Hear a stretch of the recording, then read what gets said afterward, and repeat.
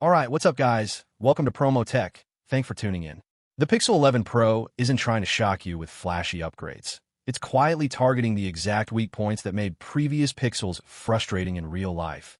And if even half of these changes hold up, it could shift Pixel from a camera-first compromise into something that actually feels complete day after day. Let's dive right into the video, because instead of repeating hype, we need to separate what's believable from what's just noise. For years, Pixel users dealt with inconsistent connectivity and heat issues, and yes, modems played a role. Now there are talks about Google improving modem efficiency, possibly moving away from older approaches. But here's the honest part. Nothing is confirmed until real-world testing. What is likely is that Google is focusing heavily on stability this time. And if they've truly improved signal reliability and thermal control, that alone would be a bigger upgrade than any camera spec bump.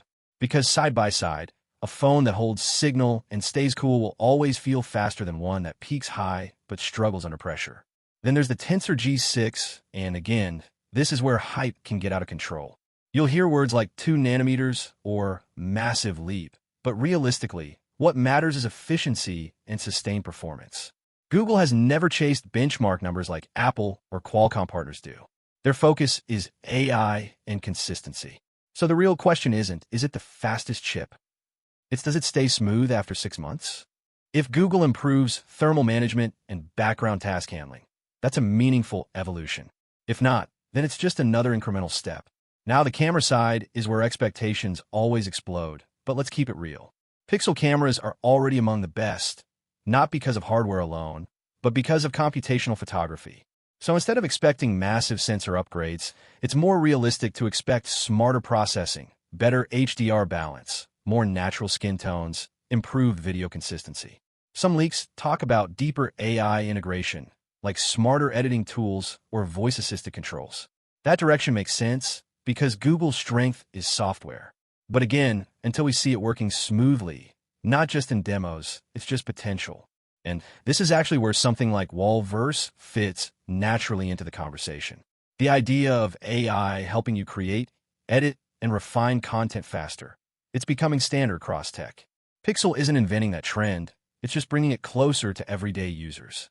The real value isn't the feature itself, it's how seamlessly it fits into your routine without feeling forced. Battery and longevity are another area where expectations need to stay grounded.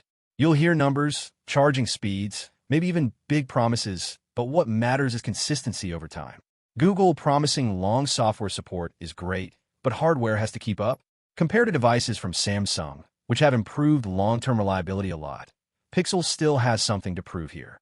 If the Pixel 11 Pro can stay smooth, hold battery health, and avoid overheating after a year, that's when it truly competes. Quick pause. Over 70% of you watching aren't subscribed. If you're into real breakdowns like this, no hype, no fake leaks, just what actually matters, then you're already thinking differently than most viewers.